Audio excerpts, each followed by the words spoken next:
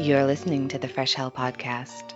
Fresh Hell contains stories of a disturbing and often graphic nature and is intended for a mature audience. Please don't let your kids listen to this, or they might turn out like us.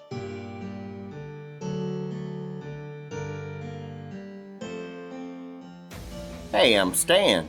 And I'm Drew, and we are your hosts of Bad in the Boondocks. Bad in the Boondocks is a fresh take on true crime podcast.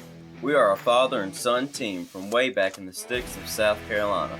Yeah, in a town of less than 500, and we have a shared passion for all things true crime. So, every Saturday we get together and swap stories about a true crime event. We try and find the most twisted and vile losers of our human race. Now, you won't hear a lot of endless banter on Bad in the Boondocks. But what you will hear is all the unedited facts on the cases we choose, no matter how gory or troublesome they are. And you'll hear it all with a unique southern flair. And along the way, you'll hear just the right amount of discussion and jokes to keep you and us from completely losing your mind.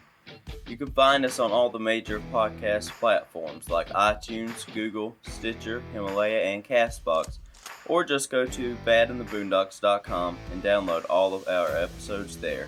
So, come on down to the Boondocks and get your redneck on with us. We promise, you'll have a good time. Welcome, Spooky Hellions, to Fresh Hell Podcast. I'm Johanna. I'm Annie, and you just heard Dan and Drew, the father-son podcasting team from Bad in the Boondocks. I just listened to one of their episodes, and it made me laugh because they were talking about how they're constantly checking all their numbers all the time to see how many downloads they've gotten, and they text each other if they get a good review, because we absolutely do that. It's like a dog checking to see if there's any food in that bowl yet. It's like, did anybody listen? Has anybody liked us? And Jeru really likes the name Johanna, so I think they're our new best friends. So, hey, happy Halloween, y'all. Yes, today we have a special Halloween episode for you. So we asked you, our listeners, to send in some of your experiences with the supernatural and the paranormal, and we received some really good stories. So today, as promised, we are going to read some of the wonderful ghost stories that you have sent in, and tell you about some of our own personal experiences. So I think this will definitely be a more chatty and fun episode than our other ones. Yeah, if this is your first time listening, this is going to be very different from our usual episodes. And, if your story didn't make it in, or only one of your stories made it in, because some of you had a bunch of really good ones, you might hear it on a later episode. But yeah, these are fun and kind of sad and also creepy because ghosts. But that's all right because it's All Hallows Eve.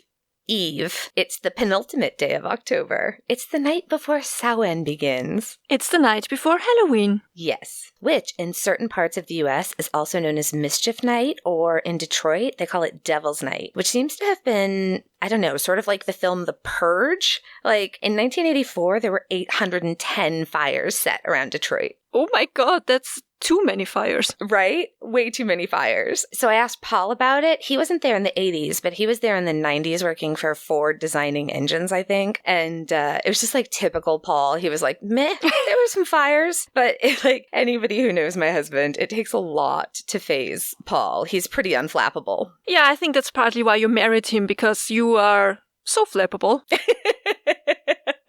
I need that on a shirt. Just flappable.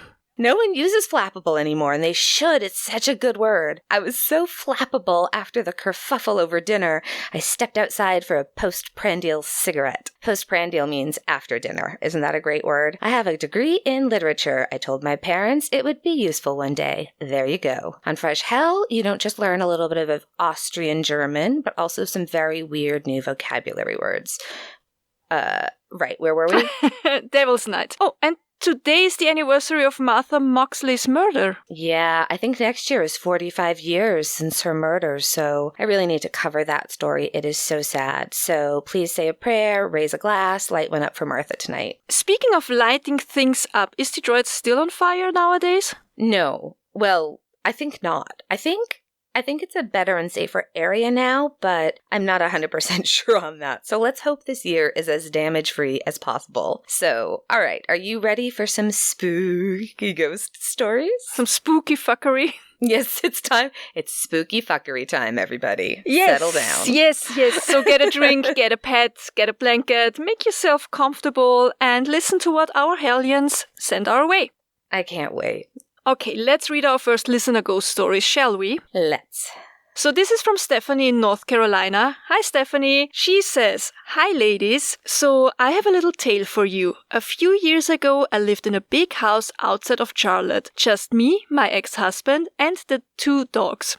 There was a sick boy who lived in the house before us and passed away. He didn't die in the house, but he rarely left the house for 20 years. I always felt an innocent, playful presence in the house, especially in his old room. Multiple times I found my younger dog in that room playing, and it always seemed like she was playing with someone. It often sounded like she was as well. There were footsteps and small laughing sounds." Oh, I love this. Sorry to interrupt, but I have had the same experiences in this house. I really, truly believe that one of our house ghosts would pet Tucker a lot. When we first moved into this house, I was a little bit startled the first time I heard footsteps going up the stairs, and the dog became very alert, so I knew he heard it too. But then after a few weeks, he just lifted his head up when we heard the footsteps and wag his tail. And then on several occasions, you'd hear women talking in our living room, just this like very soothing sound of 2 women talking. Oh, what do they say? Yeah, you can't make out anything that they're saying, but it's like nice, low, calm voices. And so it's funny, when we go away, we have friends who stay at our house to house sit and hang out with our dog or dogs. And I always warn them that the house is a little bit haunty, but in a good way. I'm sure they appreciate that warning, like, "Thanks for house sitting, this place is haunted, by the way, bye."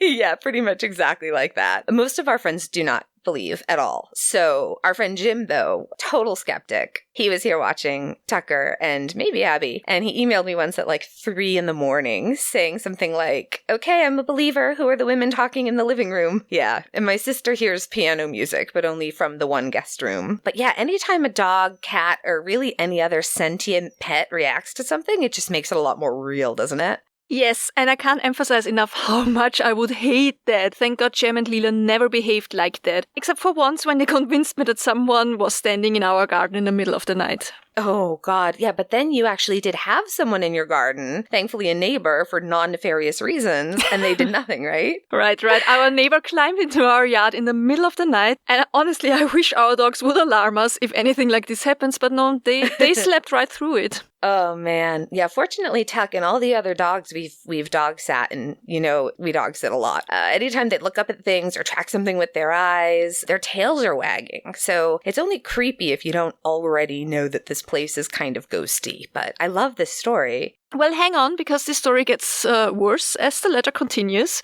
Oh. My ex was fascinated by all of this and decided to get a Ouija board to try to communicate. I wasn't a fan because you just never know what you might invite into your home. Nope, you're damn right you don't. Oh my God, Stephanie, you're so right. He Ouija'd as an adult?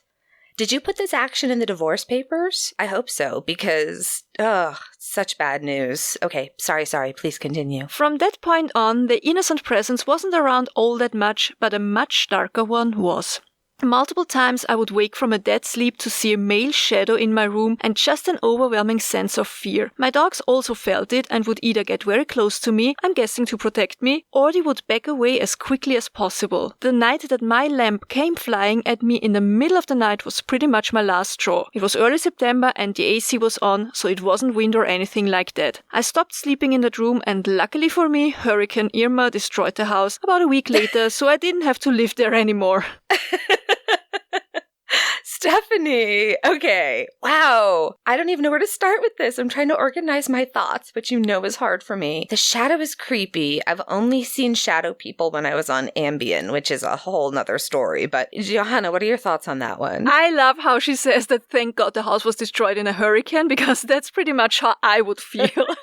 Yeah, I agree. I love that ending. I don't think that you get Ouija boards over here easily, but here as a young teenager you do what we call Gläserrücken, so you use a glass to contact the spirit world. I personally never participated though, I'm a skeptic, but I'm also one to be better safe than sorry. I don't know that method. I'll tell my Ouija board story another time. I'm still not ready. But Steph, I'm so glad that the house and the man are out of your life. Please give our love to Rocky Balboa and Gracie May. Yeah, that's her dachshund, Rocky, and big wolf hybrid, Gracie. in case you're wondering. Yeah, they're on our Facebook pet page. Yes. I find her mention of a shadow figure very interesting. Did you know that seeing shadow figures is what can happen to you during a sleep paralysis attack? Yeah. I don't know. I think I told you I've been suffering from sleep paralysis since I was a kid. It terrorized me for years. So for those of you who never heard of this, it can happen when you're falling asleep or mostly when you're waking up and you're completely aware of your surrounding, or you think you are aware of your surrounding, but you can't move or speak. So your mind is awake, but your body is not. Most people experience a sleep paralysis only once and then never again. So it's a completely normal thing. But there are others like me who have been suffering from it for most of their lives. And before the internet, I had no idea what was going on. It was so bad. Horrible. The funny thing or the interesting thing is most cultures, also my culture, we also have mythological creatures that are considered to be the root of the sleep paralysis. And we call her the Trud, and she sits on the sleeper's chest and therefore making it impossible for them to move or to really breathe. My attacks usually always happen the same way. So it only happens to me when I'm taking a nap in the afternoon. So I have to be really exhausted. And it always happens when I'm facing away from the door. So I'm facing the wall and I'm alone at home. And before fully waking up, I will always hear the door open, even if the door was open. And I will hear footsteps coming in and then someone walking next to my bed. And then I can feel that someone or something staring at me. You know that kind of feeling when you're sure? Oh, yeah. Oh, no. And then I would usually try to move or say something, and you feel so much fear at that moment. And that was so horrible as a kid. Oh, yeah. It was even horrible later on when I already knew what was going on and what was happening. A friend once told me that I should try to stay calm and tell myself that I'm still sleeping. So that's what I learned to do. And it usually helps. So what I do is I try to breathe calmly and tell myself that I'm not yet awake, which usually makes me slip back into a deeper sleep again. Oh, good. Oh, God, Johanna, that is so scary. It is unbelievably scary. I can imagine why many people would have thought they experienced something paranormal. Yeah. Now, as I said, some people see shadow figures while they are having an episode. I never saw anything like that, especially because I'm facing the wall. Sure. Except for one time. Now, there are other accounts where people see something they call the old hag during a sleep paralysis. That's typically an old woman with a very evil presence. And I met her. No. The only time that I ever had an attack while facing the door. It was, oh my God, I have goosebumps because it's so bad. Oh no. So I'm lying there, hearing footsteps, and in comes the old hag. And I got so scared. I tried to wake up, but I couldn't, and I was so terrified. And she walks in, she comes next to my bed, and stares down at me, and then slowly she starts leaning in closer. And I'm lying there in utter panic, trying to calm myself, reminding me that I'm only dreaming and that I can do whatever I want in my dreams. So I started to breathe more calmly, I calmed down, and I was able to move again because I think I slipped back into a deeper sleep. So in my dream, I reach under my blanket and I pull out a piece of wood like a club and I smash it on the old hag's head.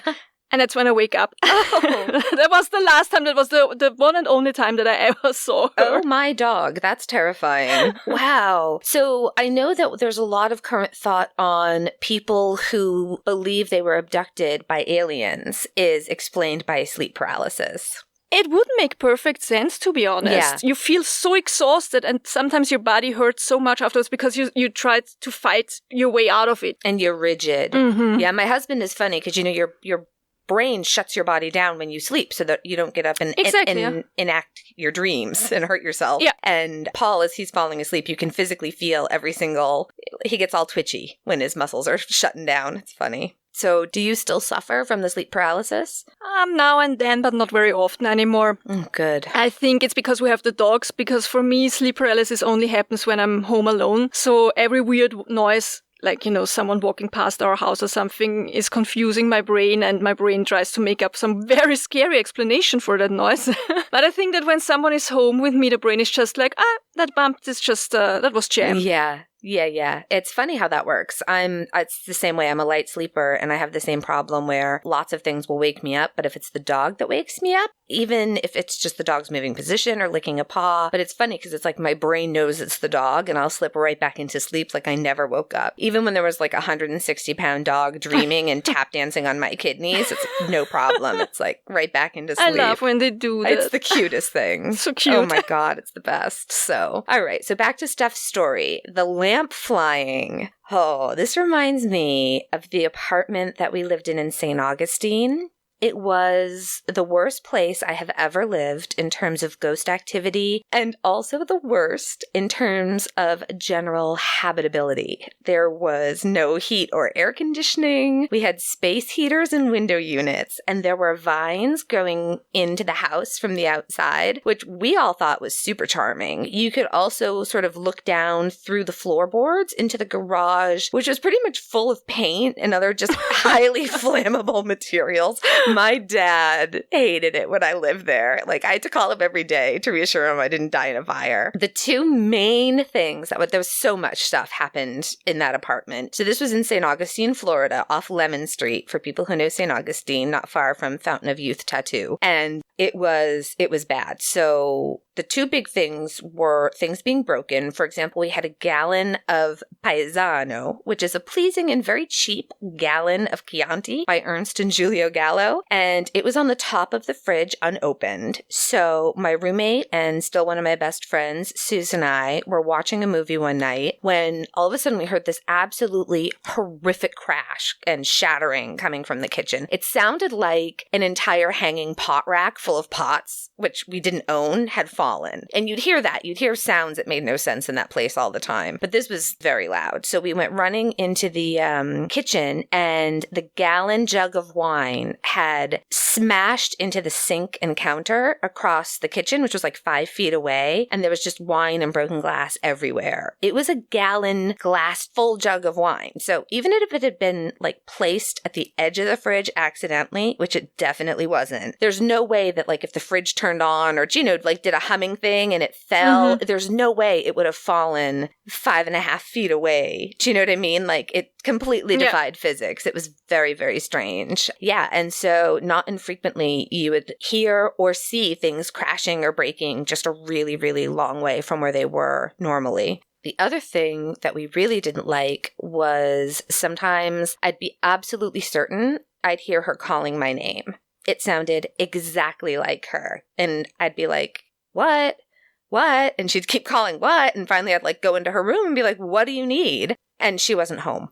There was no one there. Oh my God. Or she'd be there and she would be like, what? She'd have no idea. Or it would be the reverse. She'd hear somebody that sounded like me calling her name.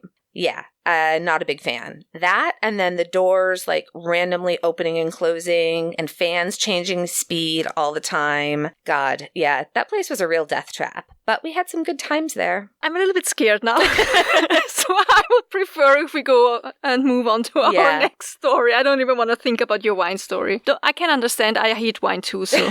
That place was a scary place to live. All right, let's see. So this next one is from a friend of the show, Mike Koloski from Cape Cod, Massachusetts. Hi, Mike. Hi, Mike. Mike writes, ever since my dad passed away in 2011, the radio he would listen to turns on at random times of the day. My mom and dad's song was Hey Jude, and when she hears that, we know he's trying to tell us something. Mike, I love this. I lost a really dear friend, my friend April, back in 2013, and sometimes when I'm especially thinking of her, a song that we both loved comes on, and I always feel like it's her saying hello. I really think that's your dad saying hi. I love it too. I think it's so cute. Never happens to me though, as I barely listen to the radio, to be honest. Well, it's all podcasts now, right? Yeah, pretty much. So, yeah, Mike, we're sorry to hear about your dad, but I love that he still stops by to say hi and check in on you and your mom. So I like that one a lot. That was a good one to come down from. So what do we have next? So this one is from Judy from Nebraska. She writes, back in 2009, after watching one too many episodes of Flip This House, my husband and I purchased a 100-year-old fixer-upper. It had been vacant for over 10 years, and the last owner had recently passed away in a nursing home, and her family was finally putting it up for sale. The house was built in 1909. The original owners were bankers in our small town. They sold it in 1949 to the family we purchased from. The second owner was a hoarder. Oh no. It took 8 dumpsters to remove all of her collections from the house. Her family hired an auction company to do the heavy lifting. When we bought the house, the realtor told us about a couple of strange things that had happened to the auction company movers. Doors opening by themselves and boxes being moved around to barricade a door from the inside. Getting goosebumps again. And we all laughed about the ghosts we bought. My husband especially did not believe in any of that kind of nonsense. So, fast forward 18 months. We're putting the final touches on our labor of love. We gutted the whole house to the studs, and all we had left was an appraisal. My husband and his father were the only ones in the house, so they decided to tinker with something in the basement while waiting for the appraiser to arrive. My husband had left the front door open, but had latched the screen door closed from the inside using the hook and eye latch at the top of the screen door. As they were working, they heard someone come in. Their footsteps were easy to hear because of the wood floors and the fact that the basement was unfinished. This person walked the length of the house, then circled back to the front through the bedrooms. Assuming it was the appraiser, my husband hollered that he was in the basement and started up the steps. He said he felt an immediate drop on temperature, and as he got the goosebumps, the hair on the back of his neck stood up. By the time he got upstairs, there was no one there. He went to the door and found the screen door still latched. He had just assumed he didn't latch it when he heard them come in. He ran downstairs to ask his dad if he saw or heard anyone, and my father-in-law, who is hard of hearing, verified that he too heard the footsteps moving across the house from the front door. Because the door was latched and it could only be latched from the inside, there's no way any person came through the front door and made those footsteps. And now my skeptical husband no longer calls it nonsense. P.S. We still own the house but rent it out. No word from the renters on extra occupants. Judy, I love this. Okay, do you have before and after photos? Because that sounds like some house porn, girl, and you know I really need to see those before and after photos. But I'll bet you anything that you had more activity when you were remodeling, because that's one of those accepted theories, right? For a reason for increase in paranormal activity is that the ghosts don't like it when you change things. Wasn't your ghost pissed at you for, I don't know, bitching about the design of the bathroom or something like that? Yes and no. I always thought that the ghost was agreeing with me, but maybe they were defending their bathroom sconces. Yeah, we had these brass fixtures in the bathroom, and I hated them almost as much as I hated the shell-shaped pedestal sink. The rest of the room, the clawfoot tub, the tile, everything else we loved. If the people we bought this house from, who are lovely people we still know, are listening. But that sink was a pain. You couldn't put anything on it. And I just didn't like the brass. And so I was actually on the phone with Susie from Haunted St. Augustine, Susie, saying that I wanted to change out the brass. And then the next time I went into the bathroom, within like an hour of that call, the sconces, instead of pointing straight down, were pointed at like 45-degree angles. Like one was sort of toward the toilet and one was sort of much higher up toward the tub. So it was counter to gravity. Do you know what I mean? Like they wouldn't. Mm-hmm. We also had the hot tap of the bathroom faucet turn on low at some point in the night a couple of times. Not enough to overflow, but enough to turn the bathroom into a steam room. Thankfully, there was nothing. As soon as I walked in and saw the steam, I was like, you have to look at the mirror. You have to look at the mirror. If it says get out, like, we're getting the fuck out. But it didn't. There was nothing on the mirror. It was fine. And then sometimes I'd wake up with my bedside lamp turned on. But then when we did the bathroom renovations, my mobility's only going to get worse. So we were sad, but we found a new home for the gorgeous clawfoot tub, and we built a walk-in shower with a built-in bench and grab bars everywhere. During construction, we did get a lot of extra activity. The door to the dining room, which was just full of construction supplies, was constantly opening and closing. And our house has those like wrought iron latches. So there's like a real click, click, like it's loud when you open it. Mm-hmm. But when I asked out loud, this is scaring me. Could you please stop opening the door? It startles me. It stopped. Oh, that's nice. It's a considerate ghost. It is. I think we really do have, like, friendly ghosts, a couple, anyway. And I think it all settled down when they saw what we had done, like, when we took down part of one of the walls to put a built-in cabinet in, because old houses have no space. So when there was, like, this little bit of space in the bathroom where there was a pipe running up, it was like, put a cabinet in there, and when we pulled it out, I found old wallpaper from the 1800s back behind from when they put plumbing into the house. So I'm going to have that framed, and we're going to hang that in the bathroom. So I think whoever was checking on things was happy. Well, first of all, I hope it's not arsenic in the wallpaper. I know, it's not green. And of course, they were happy after meeting you and Paul. Oh, that's nice to say. Thanks. But yeah, back to Judy. I think someone who used to live in that house came by to check out the job you'd done, and they did a loop, and they saw how nice everything looked, and then they left. I bet the neighbors won't be bothered unless someone brings in a Ouija board. Don't do it. No. Okay, what do we have next? Okay, this is the next letter. It begins, Hi, Annie and Johanna. When my daughter was maybe 2 or 3 months old, I was changing her diaper in her room on the changing table. She was a little wiggle worm, so I usually tried to make a game of it by doing funny faces. That day, she was making funny faces and laughing back, but not at me. She was looking over my shoulder. No one else was home with us. No one else was in the room. My late husband and I were convinced that our girl saw his late mother in the room. She'd been dead for 19 years at that point. I love that. I bet it was. Almost 2 years ago, when our girl was almost 4 and quite the chatterbox, she told us all about the conversations she had had with Uncle David in the backseat of the truck. Uncle David had also been gone for nearly 20 years.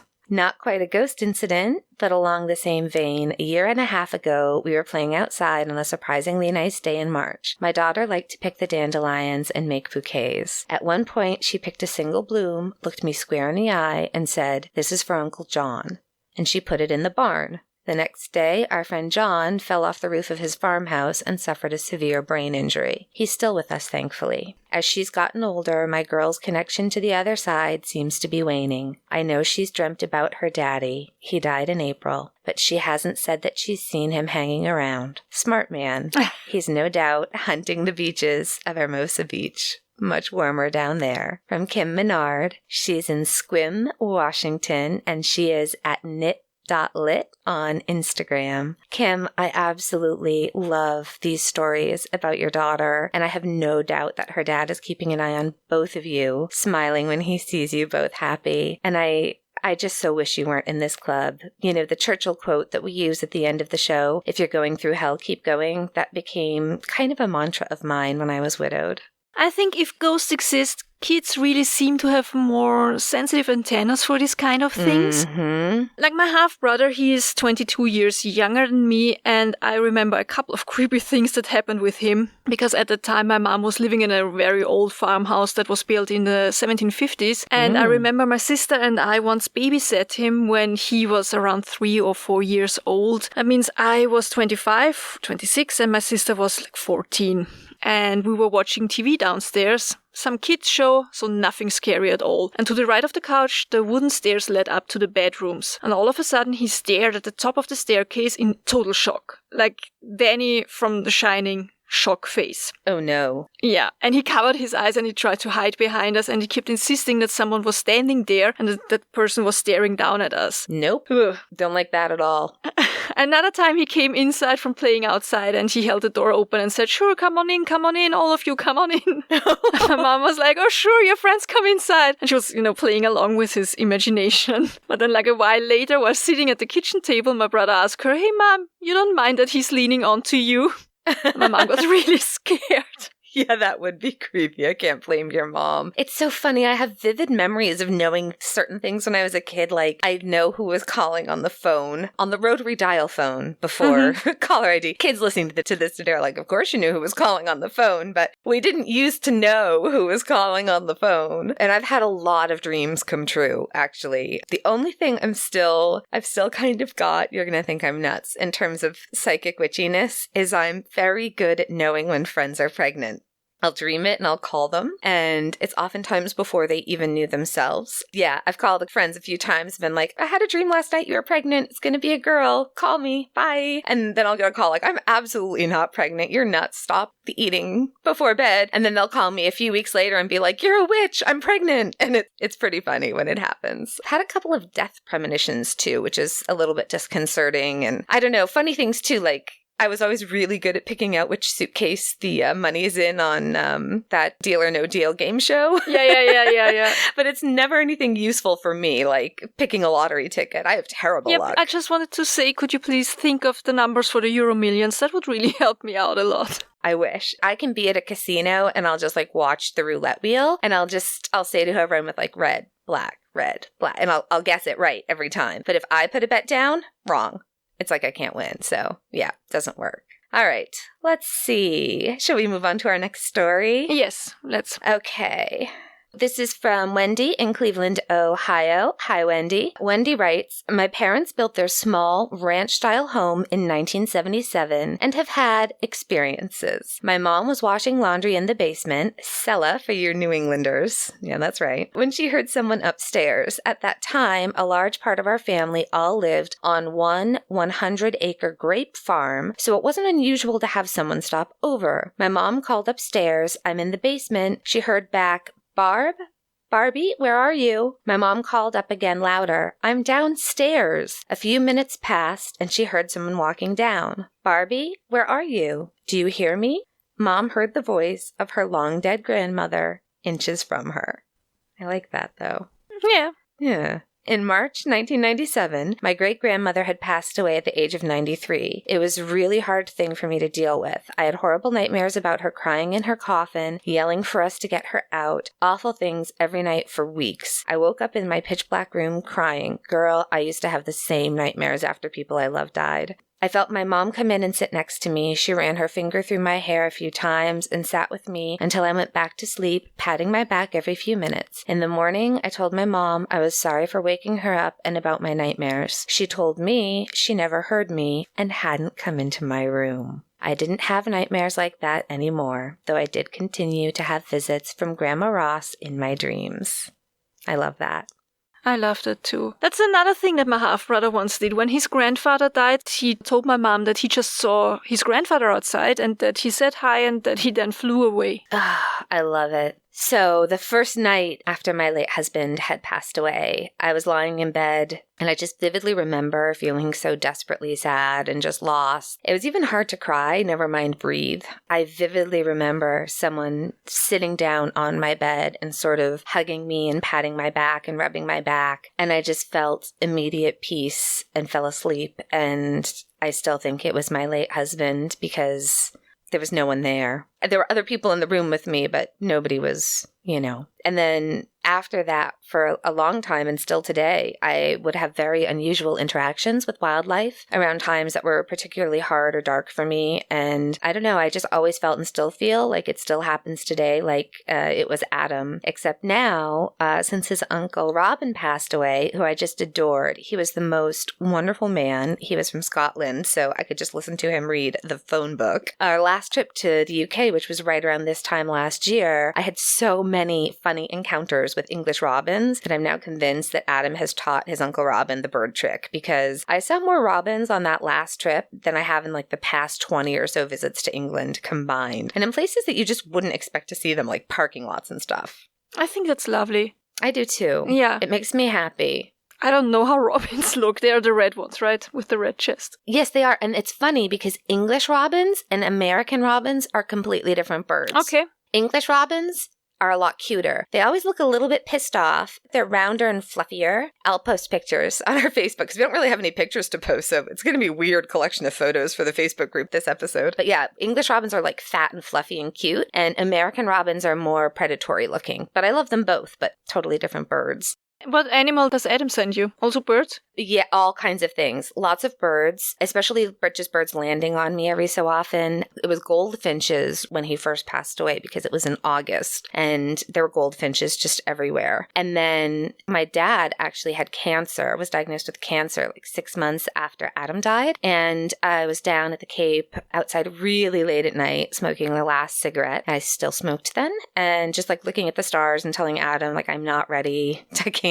Could you just give me a break here? Like, I'm not ready to lose my dad. So we were waiting to get back the results of the PET scan. He had the PET scan that day. And I was down at the little summer cottage that we have. And all of a sudden, out of the corner of my eye, I see this fox. And it walks up to like 5 feet from where I'm standing. And it just sat down. And it just sat there for a few minutes watching me while I finished my cigarette. And then it got up and trotted down toward the beach. And I always felt like that was Adam letting me know everything would be okay. And then the next day, sure enough, he got a good result on the PET scan. So yeah, it was good.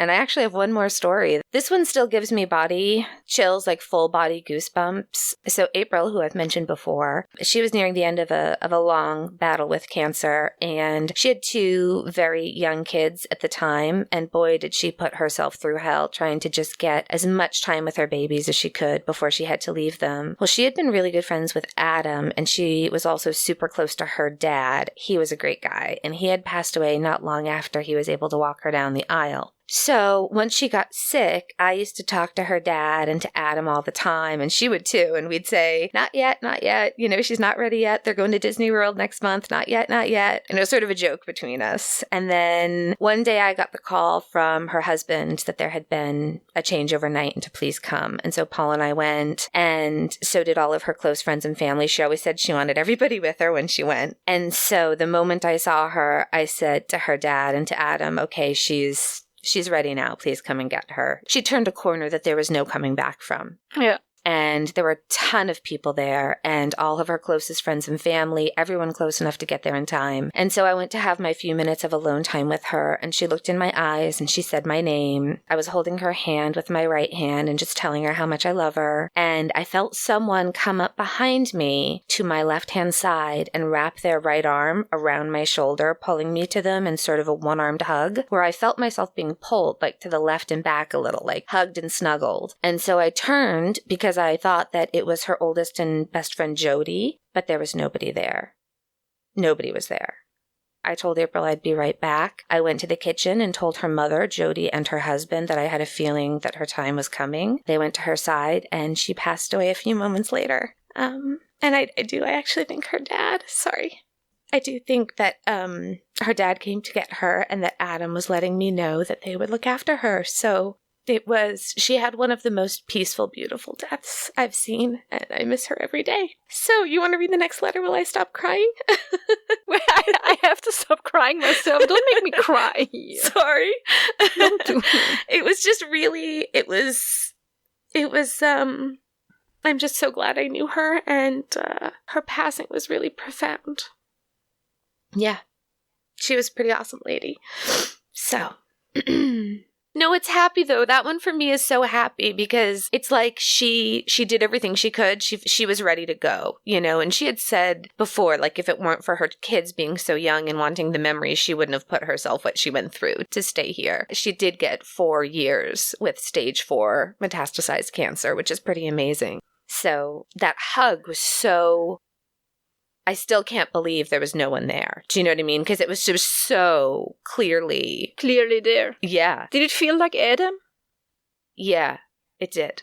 Yeah. I think Adam was there to just be like, we got this. You know, I think her dad was with her and Adam came to me and they all took off together. Did you read stories by people who had near-death experiences or people who died and were brought back through medicine? Some, yeah. And often they say that people are there who pick them up. Mm-hmm. We lost my aunt to Alzheimer's disease, but she was still oddly sharp, like right to the end. She knew all of our names. And the last 2 weeks of her life or so, she'd start saying like, oh, Aunt May was here visiting or Uncle John was here visiting. And the staff were like, oh, she thinks she's seeing, you know, relatives. And I'm like, are you sure she's not? Yeah. And I said to Mom, you know, I bet all the aunts and uncles, because they were mostly priests and nuns, like I bet they're all, as she's seeing them all, they're all getting her ready, you know. Because I'm not religious, but I believe in an afterlife. All right. Okay. Happier story. So our next story was sent in by Will. Hi, Will. Hi, Will. He writes, Hi, Annie and Johanna. I have exactly one supernatural story I can't explain through normal, you know, quote, I was 8 and heard a noise reasoning. Sounds like your type of guy. Yeah. I already like this story. Yep. So sometime in the mid to late 90s, I went with a bunch of friends to a Sean Colvin concert at the Opera House in Lebanon, New Hampshire. It was winter and weather caused us to arrive later than was ideal. This meant the only available seats were all separated from each other throughout the theater. I hate that. Yeah, it's the worst. I found a pair of seats on the right side near the wall and took the one closer to the center, leaving the other one empty. The concert was going well until a woman sat down next to me. She was a little younger than I, attractive, dressed like you'd expect a woman in New Hampshire going to a Sean Colvin concert in winter might dress. Nothing out of the ordinary there. She didn't say anything, she didn't smell funny, wasn't wearing perfume, didn't smell of tobacco or any other smoke. She was otherwise unremarkable. Almost immediately, I started to feel cold and tired. It was hard to keep my eyes open, like I hadn't slept in 72 hours. The heat in the theater hadn't changed. It was a cold from the inside, like the cold you feel when you've been outside way too long, and even though the house is warm, you can't get warm fast enough. There was a sort of never gonna make it, falling into the abyss, doom feeling. After about 5 minutes, less than 2 songs, she got up and went to find another seat. Almost instantly, I was awake and warm again, like nothing had happened. It was super creepy. It's what I imagine a vampire or other energy-sucking creature might do, Will. Oh, yes. Oh, wow. Yeah, this is totally a thing. And now I'm wondering if you encountered either a theater ghost who was draining your energy in order to manifest a little bit better, or if you were sat next to a psychic vampire. Johanna, you know about psychic vampires? Is it an energy vampire? Because I honestly encountered people like that in real life. You know, they just drain all energy out of you and you have to stop being around them. It's like a requirement to work at the DMV, I think. But I think there are also mystical beings that are called that, right? Yes, on both counts. I think there are things you can do to protect yourself, like you can carry certain kinds of crystals, that kind of thing. But that was definitely creepy. Super creepy. Yeah. I'm really wondering now, like, I almost think ghost because there was no smell. Like, you'd think if she was an energy vampire, there'd have been something. Yeah, but if she was a ghost... I mean, she could have died just recently, but would she then need a lot of energy? Because if she would have died not recently, she would have not dressed like, you know, fitting. Who knows? Maybe. Maybe she just wanted to fit in. Who can say? All right. Okay, what's next? Let's see. Oh, this is a really weird one. This one is from L.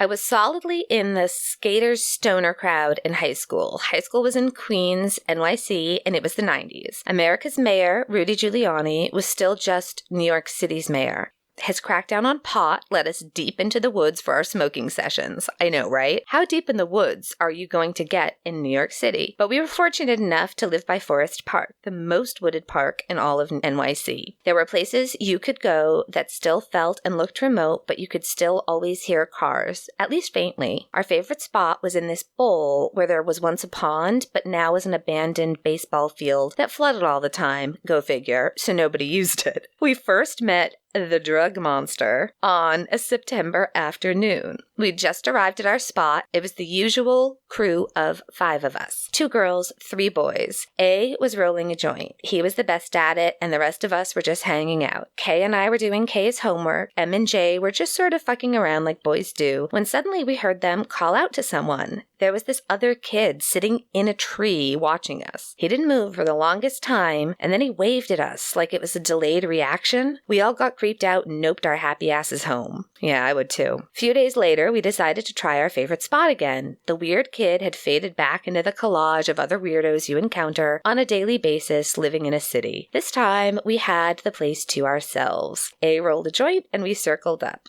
A had just taken his first puff when Jay noticed our friend from the other day was back. He was closer this time, but still not that close, maybe 4 or 5 yards away. He had pale skin and yellow hair with pale blue eyes. He looked to be about 14 to 15 years old. We were all 16 to 18, and he felt both younger and older at the same time. He was wearing a red and white striped sweater, nondescript jeans, really dirty white sneakers. I had green hair, so none of us were fazed by his bright yellow hair, but still, he felt off. M, J, and A were feeling brave, so they motioned him over. The kid stood still, just looking with his bemused beginnings of a smile. K suggested that he might have a learning disability and to just leave him alone. A said that he wasn't going to be mean, he was just going to offer him a hit. The kid just stood there, looking at everyone and no one all at once. A stood up and walked toward him. Except that no matter how he tried, he couldn't get any closer to the kid. Somehow without moving, the kid remained 4 to 5 yards away. A yelled out, "What the fuck, man?" And the kid smiled. He had impossibly long, pointed teeth. Nope.